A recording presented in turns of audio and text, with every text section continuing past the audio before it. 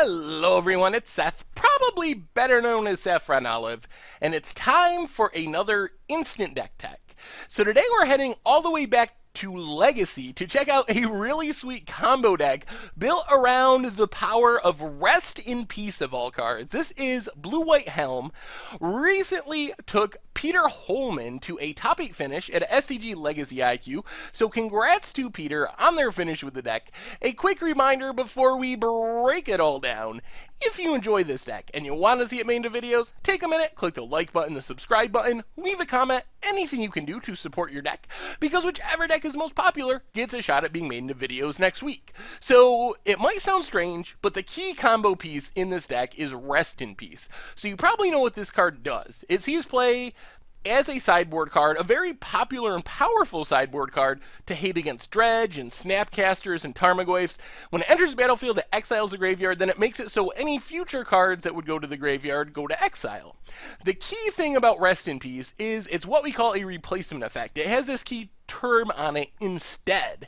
So think for a second about Tamiyo the Moon Sage, the ultimate on Tamiyo. It says whenever a card would go to your graveyard, you may return it to your hand. So with Tamiyo, the card goes to your graveyard, then you have this choice to return it to your hand. With Rest in Peace, because it says instead, cards never even go to your graveyard. They instead go directly to the exile zone. So you might be wondering why I'm harping on this technicality about replacement effects, but it's because it's actually super important to the deck. So Helm of Obedience is the finisher for this deck. It's a really old artifact that says whenever, essentially, it has a lot of text on it, but what it boils down to is you can pay X and you target your opponent and they put X cards, or until they hit a creature card, into their graveyard. And then you're supposed to get that creature back from the battlefield, back from the graveyard on your side of the battlefield. So that's what Helm of Obedience was intended to do.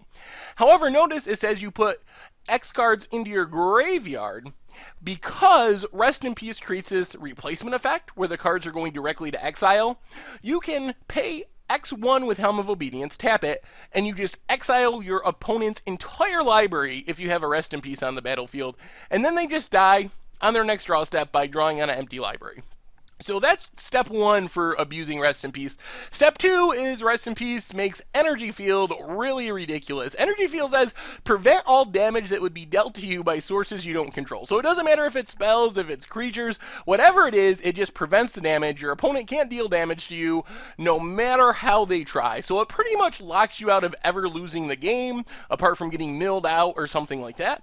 So the problem is, whenever a card goes to your graveyard, you gotta sack Energy Field. Well, we have that replacement effect, so if you have a Rest in Peace and an Energy Field on the battlefield, you just can't take damage, because you crack a fetch land, that card goes to exile. Your opponent kills one of your things, it goes to exile. It never goes to your graveyard, so until your opponent kills your Rest in Peace or your Energy Field, you just can't take damage. So those are the two ways the deck is abusing Rest in Peace. Enlightened Tutor lets you set up the combo, search for Rest in Peace, Helm of Obedience, Energy Field. You can find whatever combo piece you need. I can also search for some other things. So you get a Humility to hate on creatures, Back to the Basics can just lock some decks out of the game. Non-basic lands don't untap. The deck plays a lot of basics, so you don't really hurt yourself too much from Back to the Basics.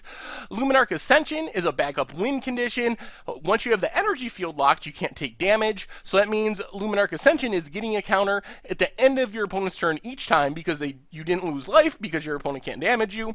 After 4 turns, it has enough counters. You can just pay 1 and a white, make a 4/4 angel, keep doing that over and over, kill your opponent with angels. You can even search up a Detention Sphere for a bit of removal.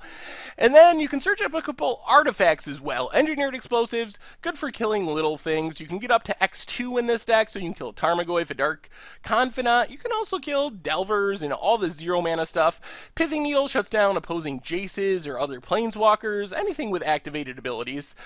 You get Brainstorm and Ponder as additional ways to set up your combo. Just cycle through your deck, find what you need, find your combo pieces, find your disruption. Speaking of disruption, you get 4 Force of Wills and 2 counter spells kind of to protect yourself in the early game, also to force through your combo pieces against opposing counter spells, Swords to Plowshares to deal with opposing creatures, and a Supreme Verdict just to wipe everything away.